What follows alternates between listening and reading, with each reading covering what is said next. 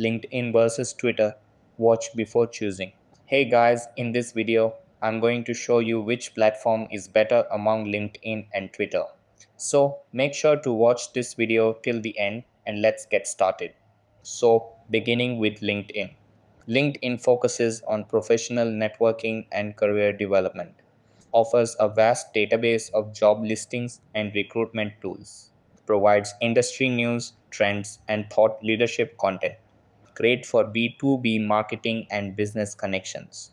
Helps users build a professional online presence. Not as socially engaging or entertaining as other platforms. Primarily focused on text and professional content. Higher cost for advertising compared to other social media platforms. Now, let's come towards Twitter. Twitter is excellent for real time news, trends, and global events, accessible to a broad and diverse audience. Encourages interaction through retweets, likes, and replies. Supports text, images, videos, and live streams. Effective use of hashtags for content discovery and viral trends.